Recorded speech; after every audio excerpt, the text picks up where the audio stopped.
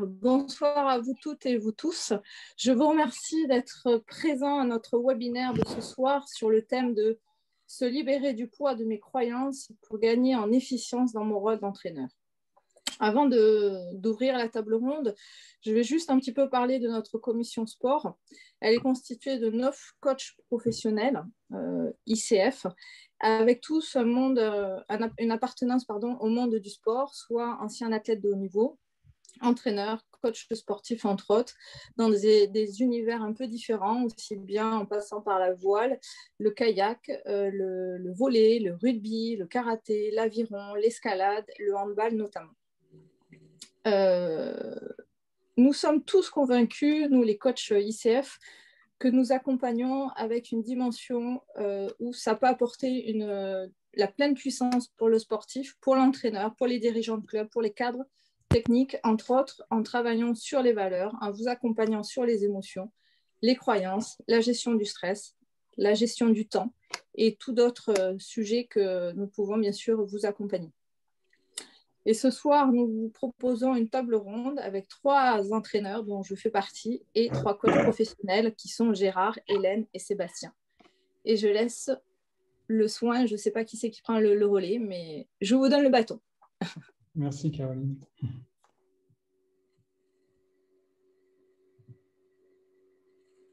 On ne t'entend pas, Hélène. Est-ce que comme ça, c'est mieux? Très bien. Oui, c'est très bien. Retirer le casque, ce n'était pas une bonne idée.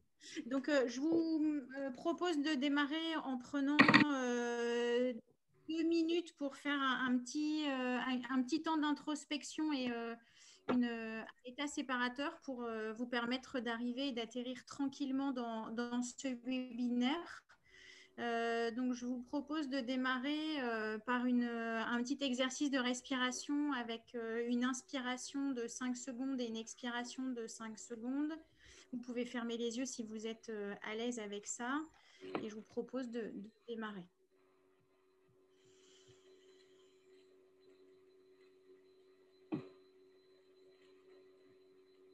Et pendant que vous êtes concentré sur votre respiration qui vous permet d'être pleinement présent ici maintenant, je voulais vous poser, que vous commenciez à réfléchir sur comment je me situe moi sur cette question des croyances. Quelles sont mes propres vulnérabilités? Quelles sont mes certitudes? Sur quoi je doute? Et surtout, avant de lancer le séminaire, c'est qu'est-ce que je viens chercher en participant à ce webinaire ce soir.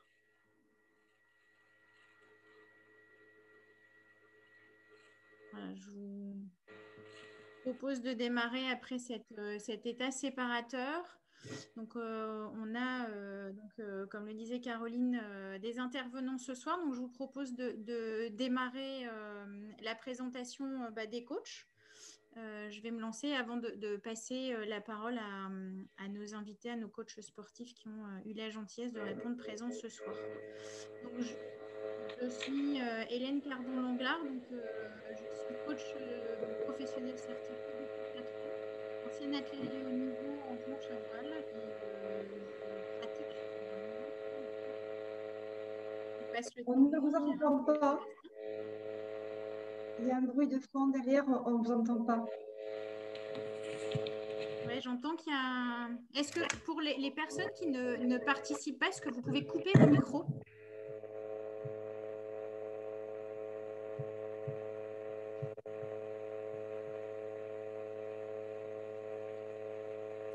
Gérard, est-ce que tu peux prendre le relais sur la présentation? Je vais prendre le relais. Donc, Gérard Vaillant, moi je suis à Rennes, ancien volleyeur et coach de volley. Je suis coach certifié ICF depuis une dizaine d'années. Et j'interviens avec des sportifs de haut niveau en préparation olympique, en prépa mentale et en coaching mental. Est-ce que Gérard, en tant qu'organisateur, tu as la possibilité de couper tous les micros à part les nôtres? Ou en tout cas, tu les coupes et puis on les réactivera. Voilà, super. Sébastien, ton micro est coupé. Si tu veux prendre la suite pour la Vous préparation. m'entendez bien? Ouais, super. Écoutez, bonsoir, Sébastien Staquet. Donc, effectivement, j'ai fait du volley pendant plus de 30 ans. Je suis dans le monde du triathlon, donc triathlète forcément. Et j'accompagne également des sportifs en termes de prépa mentale. Et j'interviens beaucoup en entreprise pour des membres du COMEX, des managers, des dirigeants, dans le cadre de leur développement personnel.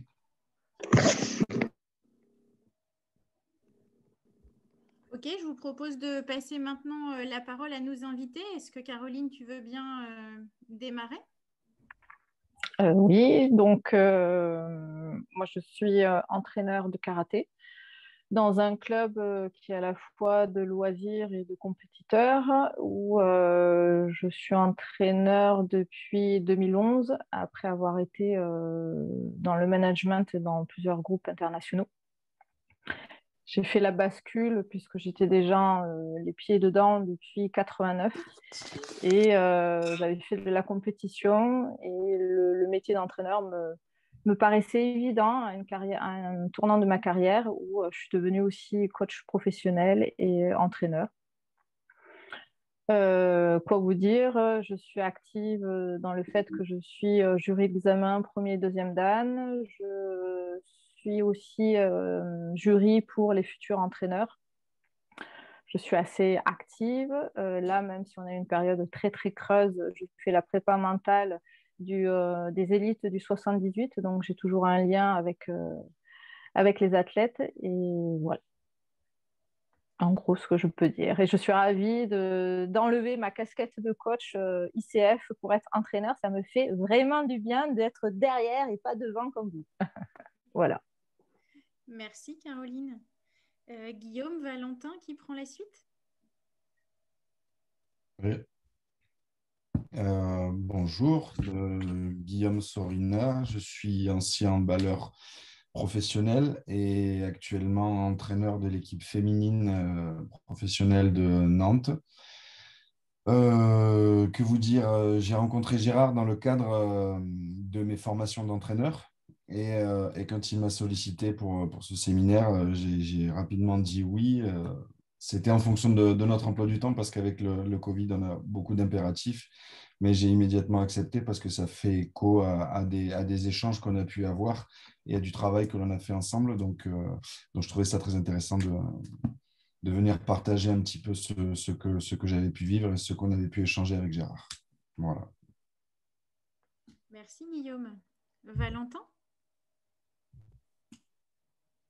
Bonjour à tous, Valentin Pichol, actuellement technicien sportif régional à la Ligue Grand Est d'Aviron, donc chargé des missions d'accès au niveau et détaché pour l'encadrement notamment du groupe junior sur les pôles Espoir et Pôle France. J'ai été aussi avant entraîneur adjoint et préparateur athlétique sur la D2 féminine de l'Est Nancy-Lorraine et entraîneur, que ce soit en formation, en pré-formation, dans le foot féminin. Voilà, moi j'ai accepté l'invitation, pareil, par l'intermédiaire de Sébastien Staquet, puisqu'on s'est rencontrés sur les formations, notamment de la méthode Action Type. Voilà, et donc du coup, ça fait aussi écho, ce petit webinaire, et ça va être un moment, je pense, d'échange intense, et puis on va tous apprendre, même nous en tant qu'exposants.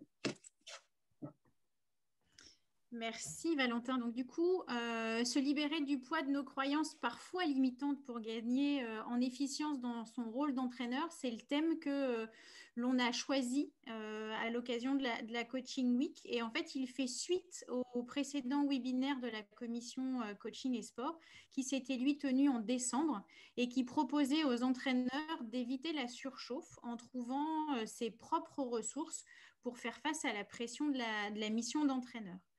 Donc, dans ce webinaire, on avait utilisé les niveaux logiques de 10 qui se représentent sous la forme d'une pyramide. Et cette pyramide, en fait, rassemble la manière dont nous représentons nos expériences.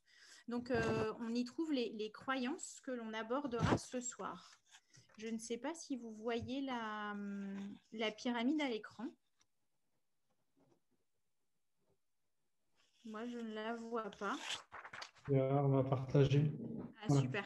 Donc, en fait, vous voyez dans la pyramide que le plus important, c'est l'environnement. Dans cet environnement, il y a ce que nous faisons qui est le comportement. Ce dont nous sommes capables, c'est nos capacités. Et après, ce à quoi nous croyons.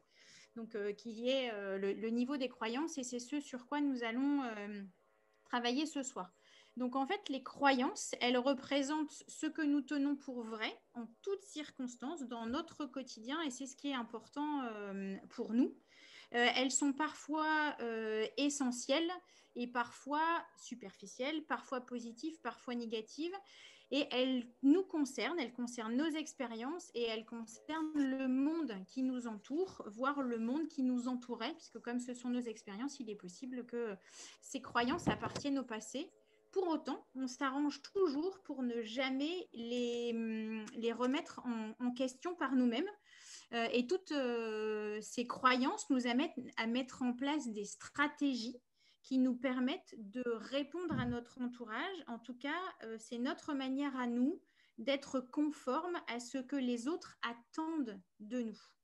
Donc, pour aborder ces stratégies, Caroline, je voulais te demander, toi, en tant qu'entraîneur, dans ta carrière, à quel moment tu as mis des stratégies en place pour être conforme à ce que tu pensais que l'on attendait de toi?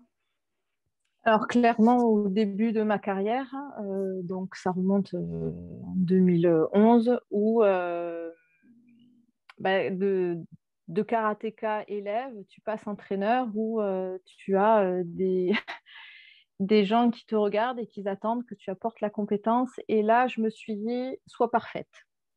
Et le sois parfait, donc ça passait par le fait de planifier des cours, de respecter ce que j'avais fait et réalisé pour emmener les gens vers leur performance physique et technique et tactique. Ou bien sûr, le soi parfait m'épuisait à chaque fois de mes entraînements. Mais j'avais eu la chance d'être formée sur le fait de savoir aussi me remettre tout le temps en question. Est-ce que j'avais bien indiqué les consignes? Est-ce que les élèves captaient un peu ce que je disais? Est-ce que j'étais contente de moi? Mais c'était le soi parfait a été longtemps là et jusqu'au jour où j'ai compris qu'à un moment, les gens ne connaissaient pas forcément ce que j'avais mis en place et que je pouvais lâcher en me disant bon, mais je ne suis pas allée à droite alors qu'il fallait aller à droite. Ok. Et c'est là où j'ai pris conscience que finalement, les gens me suivaient malgré tout dans ce que je leur apprenais. Cette période a été nécessaire, je pense, de toute façon, pour atteindre la maturité que j'ai à l'heure actuelle sur la façon d'enseigner. J'ose aussi parfois me tromper. J'ose parfois ne pas être tactique, mais au départ, c'était très, très difficile pour moi, puisque les arts martiaux, c'est quand même un milieu assez masculin. Et j'avais la croyance de me dire qu'il fallait que je sois, entre guillemets, un bonhomme pour enseigner le karaté. Je me féminisais pas trop à l'époque pour enseigner. Et j'étais en mode guerrière, comme on dit, mais la mode guerrière qui n'a pas le yin et le yang en elle. Et ça me jouait beaucoup de tours, en fait. Donc, ma vulnérabilité, je dirais que c'était le fait de ma croyance sur sois parfaite, sois un bonhomme pour enseigner et on te suivra. Et bien sûr, maintenant, je sais que c'est faux. Et d'ailleurs, mon entraîneur, c'est une femme. Merci Caroline pour ton humilité et la sincérité avec laquelle tu nous partages la stratégie que tu avais mise en place. En fait, cette stratégie, elle nous montre aussi le lien cause-effet. C'est-à-dire, ta quête de perfection, elle était là pour venir assouvir ton besoin d'être accepté en tant qu'entraîneur. Tu nous dis même que ta féminité, elle avait été mise un peu sur le côté pendant ce moment-là, dans l'objectif donc d'être accepté, mais surtout d'appartenir à cet univers du karaté et du monde des entraîneurs pour te sentir en sécurité. En fait, on voit là, dans ce que tu nous dis, jusqu'où ça va, en fait, dans la construction de ta stratégie. Et donc, du coup, ce que tu nous montres là, c'est ce qu'on appelle en coaching le masque. C'est ce qui nous permet de dissimuler nos traits de caractère les plus profonds et aussi nos plus grandes peurs, finalement. Gérard, est-ce que tu peux nous apporter un petit complément sur le masque? Voilà. Je vais activer mon micro pour vous parler effectivement des masques. Une petite diapo à l'écran pour vous symboliser un petit peu le travail de Carlo Moiso qui dit qu'on est tous des princes et des princesses au milieu de l'écran et que l'on a tous confronté à la vie du monde des parcours qui s'en vont vers le côté droit d'une certaine blessure parce qu'on n'a pas toujours ce que l'on veut, qui nous amène éventuellement à mettre un masque pour cacher quelque chose que l'on n'a pas trop envie de montrer au monde extérieur. Et la proposition de Carlo Moiso est d'aller plutôt du côté gauche de la diapo en quête de notre héros, de notre réalisation, de pouvoir aller vers un développement personnel, un accomplissement personnel. Et donc dans ce domaine du masque, ce qui est intéressant, c'est de se rendre compte que ce masque, ce n'est pas quelque chose qui est définitif, c'est quelque chose qui a tendance à cacher une certaine vulnérabilité que l'on ne veut pas mettre en avant. C'est un peu comme un caillou sur la chaussure. Hein, et donc ce caillou dans la chaussure est désagréable, il nous empêche de marcher. Pour chacun d'entre nous, en fait, il peut être intéressant de s'ouvrir au fait que cette vulnérabilité n'est pas une faiblesse, bien au contraire. On a tendance à dire c'est une possibilité, une nécessité pour s'ouvrir sincèrement aux autres, hein, pour montrer qu'on est capable d'assurer, de revendiquer notre propre vulnérabilité. Montrer également qu'on a une grosse chance, si on accède à cette vulnérabilité, de montrer qu'on est digne de confiance. Et je crois que Sébastien, par rapport à cette partie-là, tu as un enchaînement à nous proposer. Ouais, donc en fait, je voulais solliciter un peu nos invités justement sur la partie vulnérabilité, de savoir qu'est-ce que ça représentait chez eux, la vulnérabilité. Est-ce que c'était plutôt utile ou alors est-ce que c'était plutôt du coup quelque chose de dangereux? Et j'aurais bien voulu que nos invités partagent un peu leur expérience sur ce domaine-là. Guillaume ou Valentin? Je veux bien. Avant d'être entraîneur principal, j'étais entraîneur adjoint et j'ai collaboré avec deux entraîneurs. Un, je dois l'avouer, avec qui ça s'est un peu moins bien passé, et un avec qui ça s'est extrêmement bien passé. Et les deux étaient dans des styles complètement différents. Et l'un était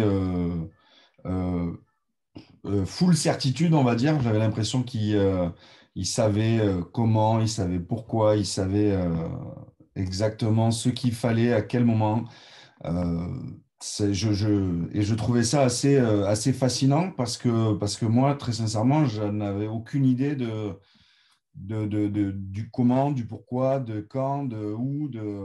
Et donc, cet entraîneur n'est pas resté très longtemps avec moi et j'ai ensuite eu la chance de partager le poste avec un entraîneur qui, lui, avait plutôt la même sensibilité que moi et était constamment dans la remise en question, à essayer de faire émerger des solutions aussi avec le groupe, parce que voilà, en étant entraîneur de sport collectif, on peut pas être un dictateur, et si on l'est, ça ne peut marcher qu'un temps, et il faut que beaucoup de conditions soient réunies. En tout cas, c'est pas ma philosophie, et par rapport à ça, ça nécessite d'avoir beaucoup de remise en question, de se poser après chaque entraînement. Je me demande si j'ai réussi à faire ressortir ce que j'avais envie de faire ressortir, si les filles ont compris mon message. Et après chaque match, je me demande si j'aurais pu faire les choses différemment. Donc, je me pose beaucoup de questions et j'échange beaucoup avec les filles. Je suis plutôt dans un système participatif, on va dire. ou pour que, à mon sens, pour que les choses soient bien faites, il faut qu'elles soient validées par l'ensemble du groupe. C'est la meilleure manière pour moi d'avoir un maximum de monde qui va dans le même sens. Et dans un sport collectif comme ça, je pense que c'est essentiel. Donc, beaucoup de remise en question et beaucoup de communication. Donc, on peut dire que la vulnérabilité est plutôt utile pour toi dans ce cadre-là. Oui, oui, oui, je pense que c'est utile et j'hésite pas, par exemple, à le dire quand je me suis trompé. Et voilà, personne n'est irréprochable et je pense que ça nous fait avancer. En tout cas, ça nous a fait grandir en tant qu'équipe depuis que je suis là. D'accord. Valentin? Non, mais moi, je rejoins un petit peu Guillaume. Moi, cette vulnérabilité, je l'ai connue par un accident, puisque j'ai jamais été joueur ni même athlète de haut niveau. Aujourd'hui, je travaille pour l'aviron haut niveau. J'ai dû monter 4 fois sur un bateau. Et aujourd'hui, ce qui m'a intéressé, c'était l'être qui est derrière le sportif. Et je pense qu'en tant qu'entraîneur, on se doit et on doit connaître l'être qui est derrière l'entraîneur, c'est-à-dire nous-mêmes avant tout. Et cette vulnérabilité, c'est avant tout une connaissance de soi. Si on connaît cette fameuse zone d'ombre, ces moments de faiblesse, mais c'est aussi ce petit potentiel en plus qu'on peut aller chercher à un moment quand l'environnement change. Quand on a conscience de ça, on a cette faculté peut-être à être un petit peu plus préparé au changement. Ça reste quelque chose de dynamique, hein, la vulnérabilité aussi. Et pour ça, pour moi, c'est quelque chose de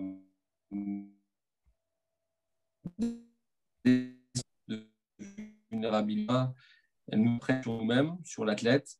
Et voilà, moi je trouve que c'est quelque chose d'hyper important. C'est un état de conscience aussi, hein. Donc c'est hyper important de connaître cette zone-là. Merci pour vos témoignages. Je vous propose maintenant d'aborder un peu la partie, on va dire, la dualité avec l'ego.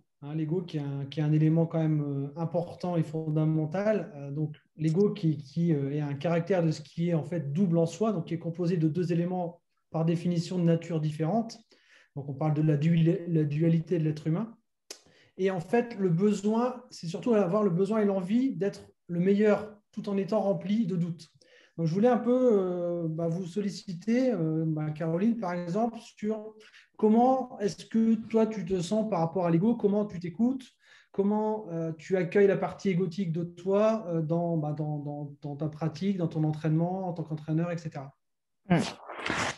Alors, je l'ai vécu, ce fameux ego.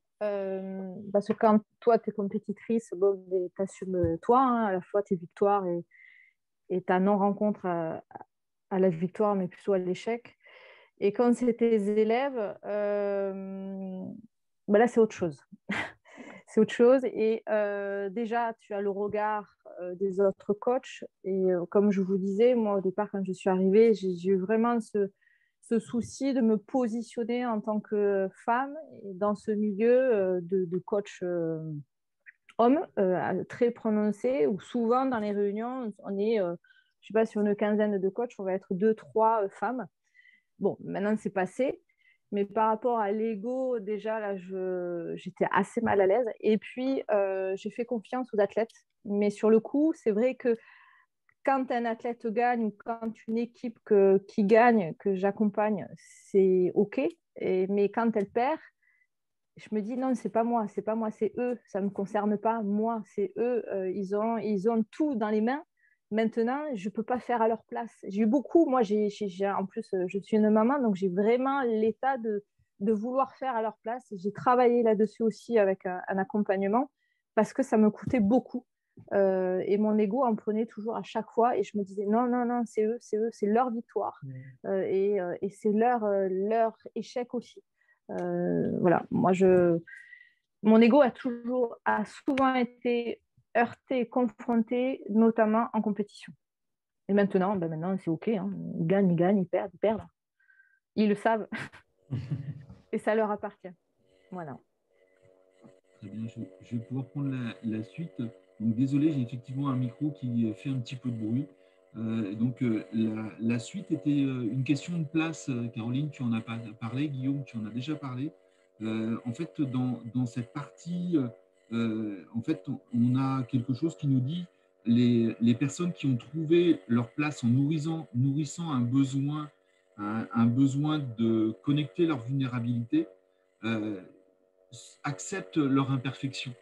Et donc, en acceptant cette imperfection, ils ont la possibilité de mettre en œuvre un certain courage, d'affirmer ce qu'ils sont, d'affirmer leurs limites, d'affirmer leurs possibilités. Ce qui est important parce que le fait de regarder et d'accepter son imperfection permet de se poser comme, en fait, ce n'est pas un problème à résoudre, c'est quelque chose que j'accepte, qui permet de générer du sens, d'accompagner les gens, les personnes que l'on entraîne vers du sens et vers de la créativité. Donc Guillaume, tu nous as un peu parlé tout à l'heure de ton parcours. Je veux bien que tu reviennes un petit peu sur comment est-ce qu'on prend sa place quand la situation nous amène de passer d'un entraîneur numéro 2, même si les rôles ne sont pas toujours si perméables que ça. Comment est-ce qu'on passe de numéro 2 à numéro 1 et comment ça s'est passé pour toi de prendre ta place, d'assumer une certaine légitimité? Mais disons que j'ai eu une vraie chance, c'est de collaborer avec cet entraîneur. Donc, c'était un entraîneur danois, Alan Hein,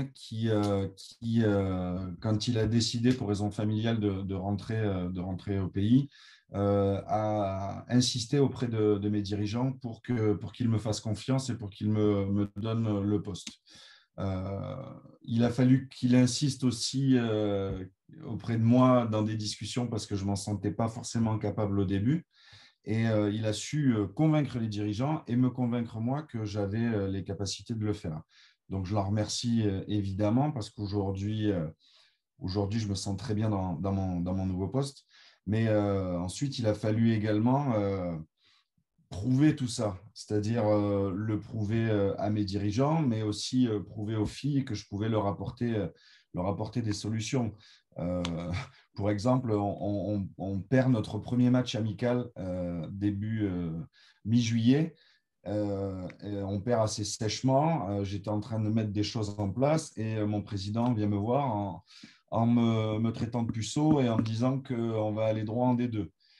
Ça a été un moment compliqué, mais on va dire quelques mois plus tard, il y a une semaine, il vient, il me félicite et devant la presse, il annonce que je vais entraîner un jour l'équipe de France. Donc le delta, il est tellement énorme que, voilà, évidemment, il faut beaucoup en laisser et en prendre un tout petit peu.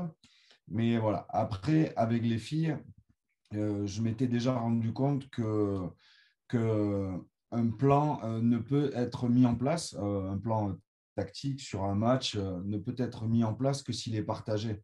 On ne va pas obliger une fille, surtout si elle se sent mal à l'aise dans un système, à respecter et à appliquer ce système. Donc l'objectif est de faire en sorte qu'elle se sente à l'aise dans un système et qu'elle partage le plan pour pouvoir l'appliquer. Je me suis vite rendu compte qu'en imposant des choses, c'était contre-productif et qu'il fallait que ça soit partagé et qu'elles aient la même conviction que moi, à savoir qu'avec ça, on allait réussir.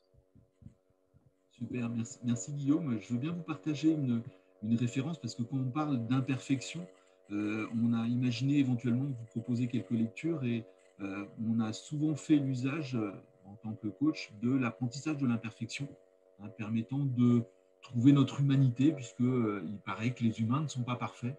Et donc, je vous propose deux lectures intéressantes qui peuvent alimenter un petit peu le fait de creuser un petit peu plus loin. Et je te propose, Hélène, de prendre la suite, si tu veux bien. Oui. Alors, on voit bien que on a parlé d'accepter sa vulnérabilité de manière à trouver sa juste place. Et comme les deux lectures là que l'on vous propose, ce qui est vraiment important, voire essentiel, c'est d'être bienveillant et d'être d'abord bienveillant avec nous-mêmes. Parce que c'est ce qui nous permet déjà de mieux nous connaître. Et puis du coup, en ayant cette authenticité-là dans notre vulnérabilité, ça nous permet d'être complètement en lien et de pouvoir entrer dans une vraie relation avec les autres, d'être pleinement présent. C'est ce qu'on appelle aussi en coaching l'écoute active. Alors, je vois, Gérard, est-ce que tu peux mettre juste la slide précédente parce que je vois qu'on demandait voilà, les références des livres. Et donc, en fait, cette bienveillance, elle permettra aussi aux sportifs que l'on accompagne de pouvoir dépasser ses limites et de pouvoir tomber si ça fait partie du processus et tomber, entre guillemets, pour mieux se relever. Alors, Mandela disait qu'il n'y avait pas d'échec et qu'il n'y avait que des apprentissages. C'est vraiment ça. C'est comment on les accompagne en bienveillance. Alors, avec la fermeté, il y a le management et le commandement à chaque fois dans le rôle d'entraîneur. Et c'est vraiment comment tout ça, ça se fait en bienveillance. Donc, comme c'est indiqué là, chaque jour, on remplit sa bouteille avec de la bienveillance. C'est ça qui nourrit notre corps. Et donc, ce que je voulais vous dire aussi avec cette bienveillance et la vulnérabilité qu'on a vue, finalement, c'est comment je fais cohabiter le oui et le non, plutôt que d'habitude, on essaie oui ou non. Et bien là, c'est comment on va faire cohabiter les deux de manière à ce que l'on puisse... Il n'y a pas de choix, en fait. C'est comment on va créer une combinaison, en fait, de manière à pouvoir trouver des accords plutôt que de pouvoir mettre en place des oppositions. Donc, du coup, là, ce que je voudrais demander à nos invités, c'est qui de vous souhaite partager sa gestion de l'incertitude, les périodes de doute et surtout, comment vous laissez cohabiter dans votre manière de fonctionner le oui et le non. Alors, je ne sais pas qui de vous trois veut se lancer. On a peut-être le temps de vous écouter tous les trois.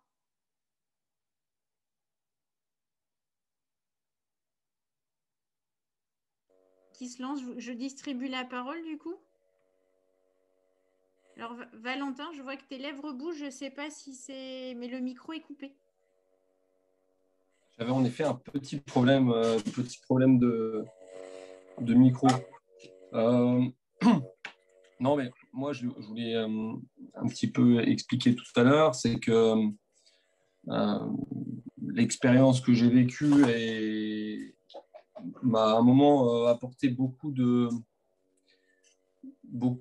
données sur cette incertitude et sur moi-même. J'ai eu en fait un accident de vélo.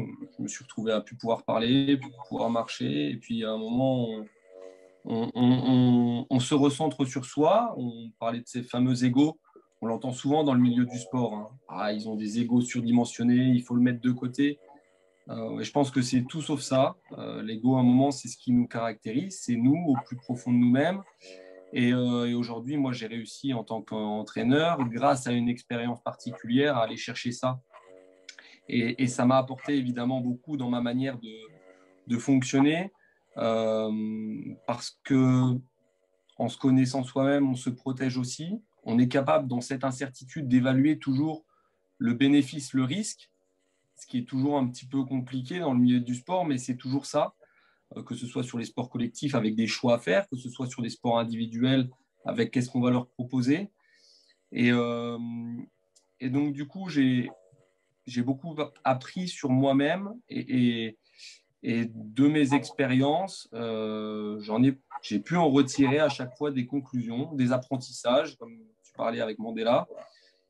Et ça me permet au quotidien maintenant d'apprendre à gérer et me protéger vis-à-vis de tout ça. Voilà. Caroline ou Guillaume, est-ce que vous voulez nous partager votre expérience? Oui. Alors, moi, ce qui m'aide beaucoup, c'est vraiment à chaque fois la remise en question. que ce soit avec les enfants, puisque je fais aussi les enfants, les adultes. Le public enfant permet beaucoup de se questionner parce qu'ils sont assez tranchants dans ce qu'ils te renvoient. Donc moi, là, tu ne peux pas faire trop d'erreurs. Et c'est aussi, quand tu envoies les gens en compétition, savoir s'ils sont prêts et les questionner sur le fait de quel sens ils donnent, s'ils partent en compétition, qu'est-ce qu'ils recherchent.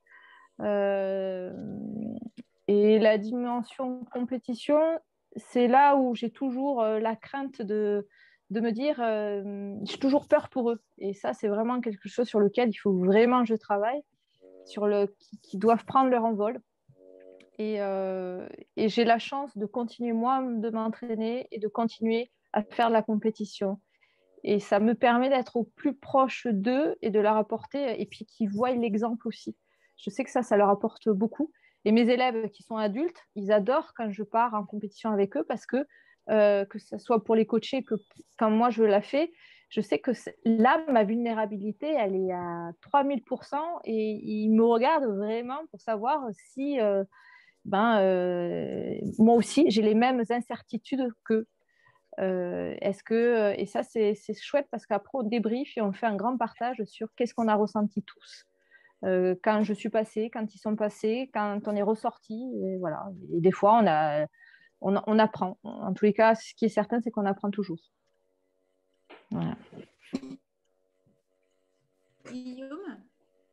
Oui, alors moi, c'est assez bizarre parce que en changeant de casquette, en passant de joueur, à entraîneur, mon rapport à la vulnérabilité a complètement changé. En tant que joueur, j'ai eu un entraîneur qui disait de moi que j'étais imperméable au doute. Alors évidemment, c'est pas vrai, personne ne l'est, mais voilà. C'est vrai que j'étais plutôt du genre à ne pas hésiter et à y aller. Pas mal raté de tirs, on va dire, pour quelques buts marqués, mais voilà. Maintenant que je suis passé entraîneur, je me questionne tout le temps, en fait, constamment. J'ai qu'un seul espoir quand je vais me coucher, c'est de ne pas me réveiller de la nuit parce que sinon, je commence à réfléchir, à gamberger, à me demander si ça a été bien fait, à me demander qu'est-ce que je pourrais faire, pourquoi telle ou telle joueuse n'a pas compris ce que j'attendais d'elle, comment j'aurais dû le faire. Donc, je me pose énormément de questions. Et après, quand j'arrive sur une préparation de match, par exemple, et que je propose quelque chose, je soumets, entre guillemets, quelque chose au vote, hein, on pourrait dire ça comme ça, parce que j'ai besoin d'avoir l'adhésion du groupe pour qu'on y aille ensemble, parce qu'une fois que c'est décidé, par contre, après, on y va et on le fait. Donc, l'objectif, c'est ça. Je soumets, entre guillemets, au vote et parfois, ce n'est pas mon idée qui emporte la majorité des suffrages. Donc, il faut se remettre en question, accepter, se demander pourquoi ce n'est pas passé et aller dans le sens qui est le sens de celles qui vont le mettre en application sur le terrain. Donc, encore une fois, se remettre en question, changer de route et essayer d'aller au bout du truc en réfléchissant à la logique qu'elles ont eue. Et donc, voilà, c'est beaucoup, beaucoup, beaucoup de remise en question. Mais par contre, une fois que c'est décidé, après, je ne vais pas être dictateur, encore une fois, ce n'est pas ça, mais les filles, on a décidé de faire ça, on doit le faire, on y va ensemble. Une seule tête. Pour beaucoup de jambes. Super. Merci à tous les trois. Je veux bien prolonger un tout petit peu en évoquant quelque chose qui est de l'ordre de l'acceptation sur ces différents thèmes que vous avez évoqués. Hein, on se donne, on entend dans vos propos que vous vous autorisez à tomber le masque, hein, ce qui permet sans doute d'accéder à votre talent, votre richesse et votre singularité, votre façon d'être entraîneur et d'accompagner les sportifs. Je voudrais éventuellement vous entendre un peu sur une question qui est: qu'est-ce qui sert le plus la victoire?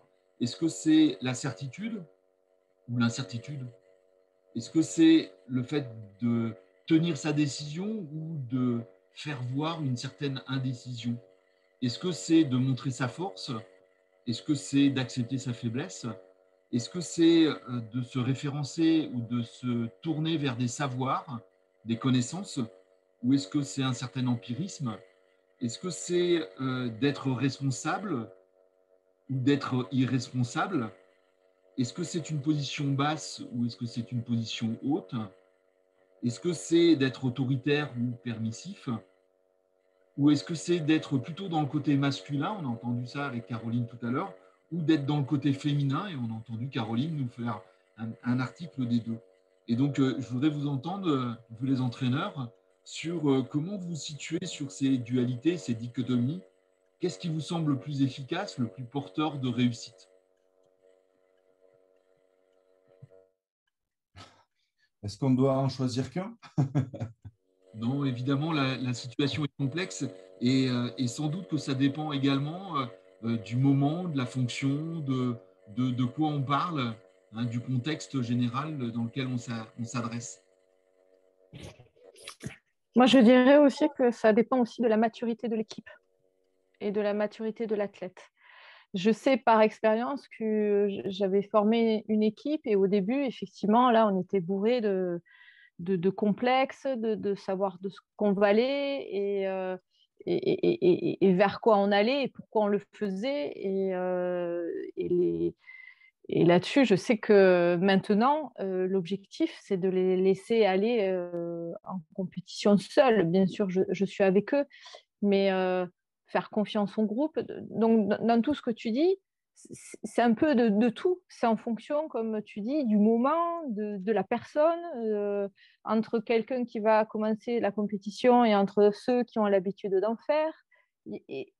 Et en plus, nous, dans le domaine des arts martiaux, tu as aussi les passages de grade, où c'est pareil.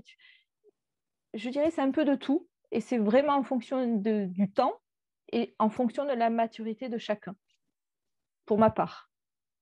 Et alors, il est certain que plus tu fais de la compétition, plus tu vas être performant parce que tu as l'habitude, tu connais les adversaires, tu as plus d'expérience. C'est vraiment là-dessus, moi, je dirais, c'est la maturité de chacun. La confiance aussi. La performance, c'est ça. Et puis, il y a des jours où tu n'es pas performant. On sait pourquoi aussi. Voilà. Ouais, je vais rebondir, c'est vraiment, je suis entièrement d'accord, c'est un mélange de tout. C'est très, très compliqué de sortir quelque chose de plus, un peu plus. Pour reprendre mon cas, je m'adresse tous les jours à 20 filles, 20 femmes entre 17 et 35 ans. Forcément, j'ai envie de dire, pour être égal, équitable avec tout le monde, tu ne peux pas t'adresser de la même façon à tout le monde. Ça dépend du vécu, ça dépend de tout un tas de choses, comme le disait Caroline. Tu es obligé d'adapter un petit peu pour être équitable avec tout le monde. Et ce que l'on a mis en place, par contre, c'est des réunions, des entretiens individualisés pour préciser le rôle, les attentes et les pistes d'évolution pour pouvoir éventuellement changer de statut, changer de rôle. Comme ça, chacune sait où elle en est, ce qu'on attend d'elle, comment, entre guillemets, elle sera utilisée. Et ça permet d'avoir des choses qui sont beaucoup plus claires. Et de ce fait, chacune connaît son rôle et chacune, en fait, va rentrer dans ce mécanisme de collectif pour essayer d'avoir le meilleur de chacune. Je ne sais pas si c'est très clair. Non, puis pour terminer, je suis totalement d'accord avec ce qui a été dit aussi par les entraîneurs avant. Après, c'est une question aussi de balance, tout est possible. Il y aura quand même sans doute à chaque fois quelques items. Là, on parlait de certitude, incertitude, décision, indécision, à faire varier, à privilégier en fonction du moment. La performance, elle est toujours sur l'instant T, donc par rapport au contexte, en effet, par rapport à l'athlète, à ce qu'il demande. Et là, on a la complexité des sports collectifs et des sports individuels, où il y a à la fois un message à faire passer à un collectif et d'autres, c'est sans doute des fois plus simple dans les sports individuels.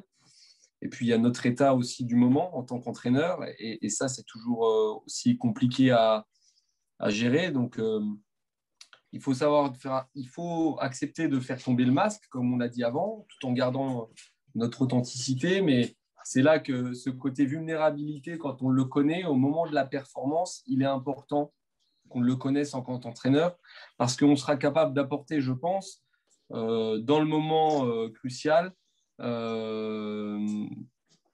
cette balance dans les dualités.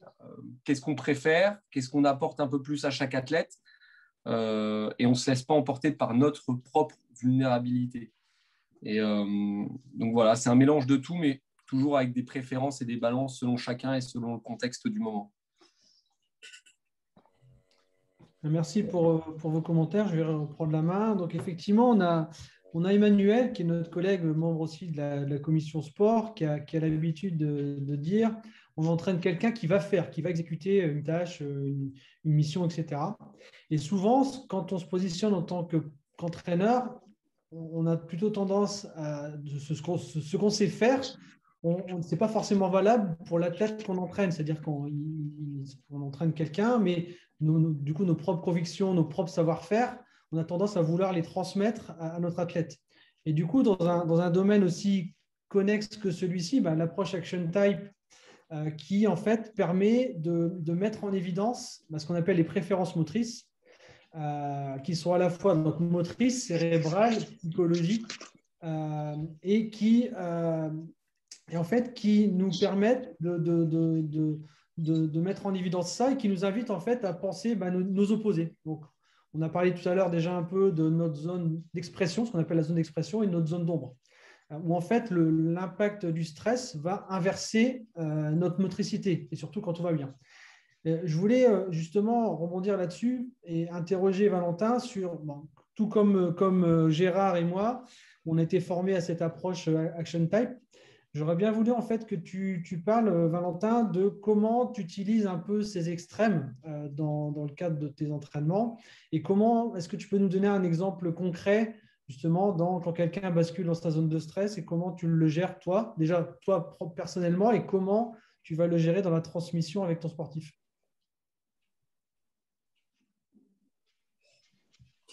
Bon, on va essayer de rester assez simple parce que c'est une approche qui est aussi complexe que le corps humain ne l'est. Donc, mais on va éviter tous les termes R1, machin, dans tous les sens. Pour être très simpliste, en effet, c'est ce qu'on disait. On a une zone d'expression, une zone d'ombre qui varie. On a tous un profil différent, on va dire une ossature de base, avec à chaque fois des variations au cours de la journée, au cours du mois, en permanence, où à la fois on est dans une zone d'expression et à la fois dans une zone d'ombre, une zone, on va dire, de stress. Dans le sport, ce qui est compliqué, c'est que on arrive au moment de la performance dans deux états possibles. Soit dans notre zone de préférence, dans notre zone d'expression, et c'est là où on voit des fois des sportifs on qualifierait d'intouchable. On ne sait pas ce qui s'est passé. Ça a été le flow, ça a été. Il y a eu un truc en plus. Ils ont été, on va dire, dans leur élément. On dit dans la vie de tous les jours que les astres ont été alignés. Je ne sais pas comment on peut le dire, mais en tout cas, ils ont été dans leur zone qui leur a permis d'exprimer au mieux leur potentiel et qui parfois n'est pas du tout la nôtre. Et ça, il faut bien en avoir conscience. Et puis des fois, ils sont dans leur zone, on va dire, d'ombre parce que le stress a pris le dessus, parce que l'enjeu est trop important. Et là, finalement, ça ne veut pas dire qu'ils ne sont pas capables de réaliser une performance, mais en tout cas, elle ne sera pas forcément optimisée, ou alors ce sera plus coûteux, ou ce sera en tout cas plus compliqué. De manière très concrète, il y a deux choses sur lesquelles moi j'essaie de jouer. C'est un choix. Selon les athlètes, il y a des athlètes qui passent plus facilement que d'autres dans cette zone d'ombre. Alors, soit on prend par moment un peu plus les risques de les entraîner dans cette zone-là parce qu'ils y arrivent plus facilement en compétition. Et donc, du coup, on les entraîne à ce contexte un petit peu défavorable pour eux, qui du coup est aussi lié à la motricité. Il faut le dire, dans l'approche Action Time, la motricité est quelque peu modifiée soit on joue sur finalement qu'est-ce qui va les faire basculer dans cette zone de stress, peut-être retarder un petit peu ça ou alors modifier cette bascule-là. Et c'est finalement très compliqué, Guillaume le disait tout à l'heure, dans un collectif de 25, observer tout ça, la singularité de chacun, c'est quelque chose de très compliqué. Sur le domaine de l'aviron, dans les bateaux individuels, moi je peux le faire. Je vais prendre l'exemple de ce week-end. J'étais sur les piges nationales à Libourne, et puis j'étais un peu à l'extérieur et je vois un entraîneur qui commence à parler à un jeune et qui lui parle beaucoup de relationnel, d'affectif, parce qu'on entend beaucoup que l'émotion dans le sport, c'est important. Il va chercher un petit peu par les sentiments, ta famille est là, tout le monde est là pour toi, etc. Et ce jeune, finalement, fonctionnait un petit peu comme ça habituellement. Et puis là, je l'avais trouvé, il s'était renfermé, il s'était mis dans sa bulle, il était rentré dans une logique très rationnelle, il calculait les choses, il visualisait sa course. Et je me suis dit, lui, on ne va pas l'amener là où il faut. Il avait basculé. Alors, soit on continuait et on l'entraînait dans cette zone-là. De toute façon, on ne pouvait plus le changer. Il était à l'instant T de la performance, il n'était plus dans ce qu'il préférait. Soit on essayait de le ramener et ce n'était pas forcément le choix que je privilégiais. Mais en tout cas, on n'a pas su, derrière, il n'a pas performé, mais on n'a pas su utiliser les bons outils parce qu'on pensait que pour nous, c'était bon d'utiliser le côté relationnel, le côté affectif. Et lui, ce n'était pas ça. Lui, il avait besoin de quelque chose de très rationnel, de très technique, des apports techniques, et on ne l'a pas mis dans son profil. Et ça, je pense qu'aux entraîneurs, c'est important de le faire comprendre, notamment à l'instant de la performance, parce que même si là, on peut en avoir conscience, des fois, sans nous, si on n'a pas cette connaissance de nos athlètes et de nous-mêmes, on peut vite en faire basculer certains qui se sont très bien préparés et qu'on peut très vite mettre un levier de performance, mais dans le mauvais sens. Voilà, ça c'est un petit peu l'approche Action Type qui nous le permet, et c'est aussi complexe que l'être humain est complexe. Et donc, il ne faut pas être dans les extrêmes en disant telle approche, c'est comme ça qu'il faut la mettre en place. Mais ça nous permet de comprendre un petit peu chaque système et chaque être humain et l'emmener dans la performance dans le meilleur des contextes. Merci Valentin. Du coup, ça nous amène tranquillement mais sûrement vers la fin du webinaire parce que je vois qu'il est déjà 53. Je voulais vous poser moi une dernière question à vous, entraîneurs sportifs. Je voulais savoir dans cette gestion de zone d'ombre, la gestion des incertitudes et des doutes, quel partage vous pouvez nous faire sur le travail que vous avez fait, l'importance, en tout cas l'utilité d'accompagner et surtout ce que vous y avez gagné vous en tant qu'entraîneur dans votre mission. Qui se lance en premier? Je peux continuer s'il faut. Allez, je continue. Non, mais moi, je vais faire très, très court sur ma zone d'ombre. On parlait du profil Action Type, de mon accident. J'ai appris beaucoup de choses sur moi-même. Et j'avais un défaut avec les sportifs, avec les athlètes que je suivais, c'est que j'étais disponible H24, 24 heures sur 24, 7 jours sur 7. J'avais l'impression qu'en tant qu'entraîneur, on devait être aimé un peu par le sportif, mais ça renvoyait à une de mes zones de vulnérabilité. C'était une de mes zones d'ombre. Et là, l'importance de se faire accompagner a été hyper important parce que bizarrement, l'accident est arrivé à un moment où je pouvais peut-être saturer. J'étais à près de 90 sportifs accompagnés et à 24 heures sur 24. Ça partait en déplacement à l'autre bout du monde. J'étais disponible la nuit, je répondais. Et à un moment, je me suis oublié. Et là-dessus, j'ai décidé de me faire accompagner dans le sens que je devais résoudre ma problématique. Et je le partage très clairement, c'était une problématique de l'abandon. Et j'ai transféré ça avec les athlètes. Dans le sens, tu as besoin d'être aimé. L'athlète, il ne faut pas que tu le déçoives sur ce plan-là. Et ce n'était pas du tout la réalité. Et je m'y suis perdu. J'ai perdu en efficience, j'ai perdu en santé. Et je pense que ces zones d'ombre-là, aujourd'hui, m'ont ouvert un champ de potentiel hyper important. Je ne suis pas moins compétent de ce qu'on me dit. Je ne suis pas moins aimé de ce qu'on me dit.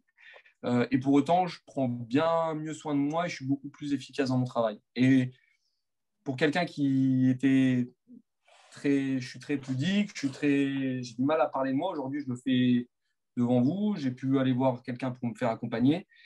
Et aujourd'hui, je suis d'autant plus optimal dans ce que je fais. Donc, pas hésiter à aller creuser, même si des fois, attention, on peut faire remonter beaucoup de choses et il faut savoir justement avoir du monde à côté de soi. Hein.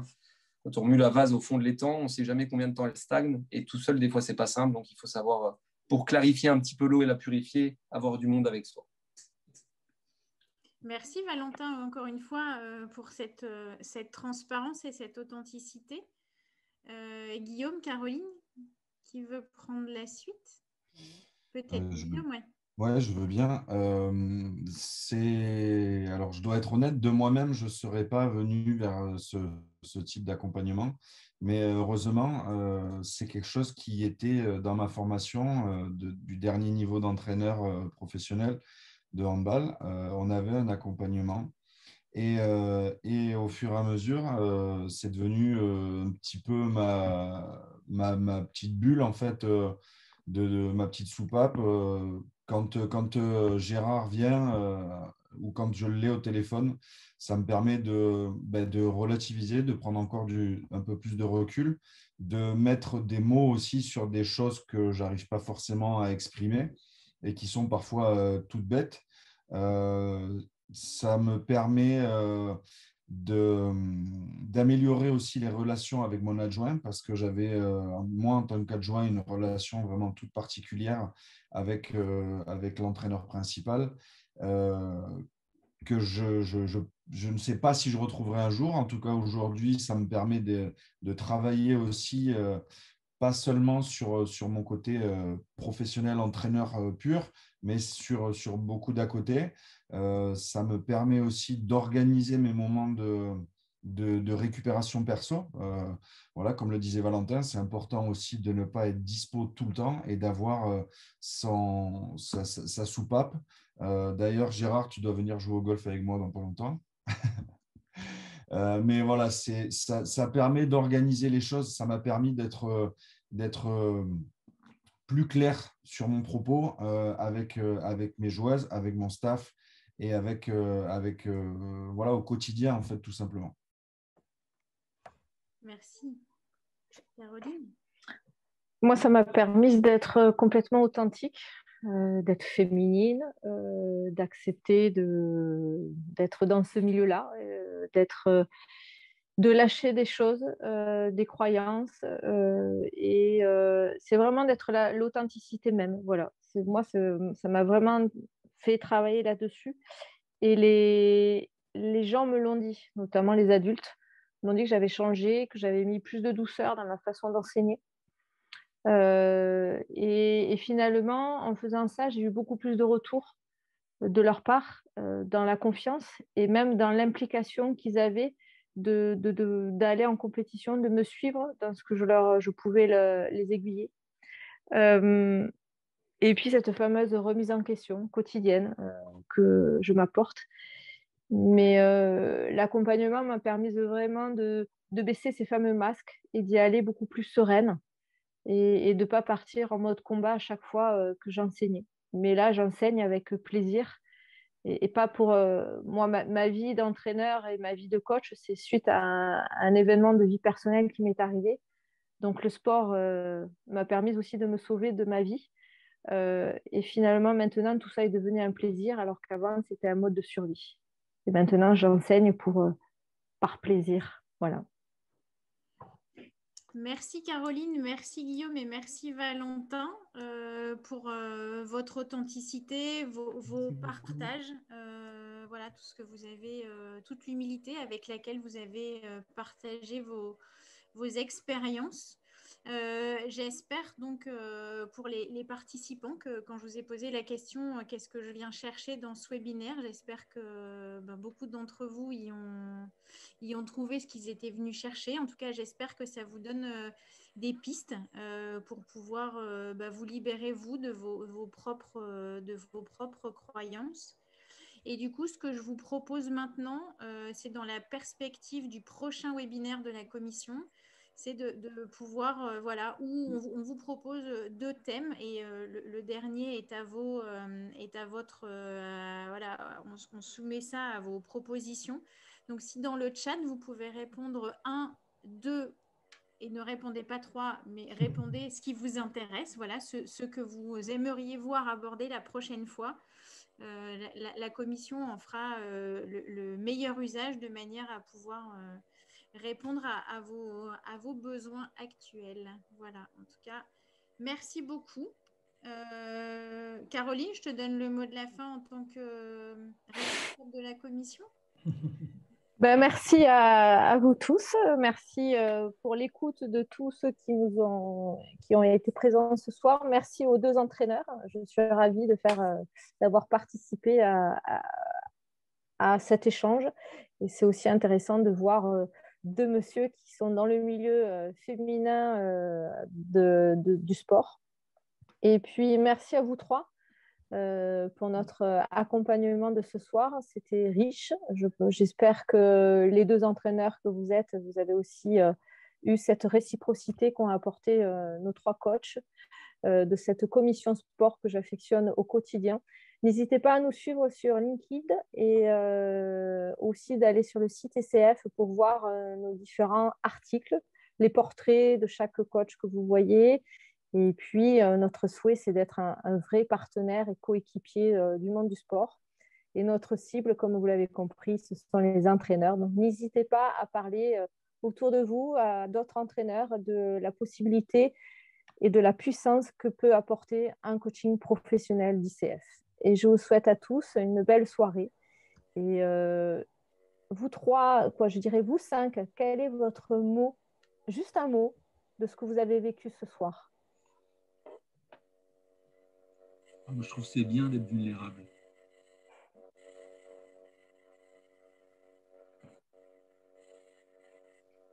Moi, je dirais la bienveillance. Moi, je dirais authenticité.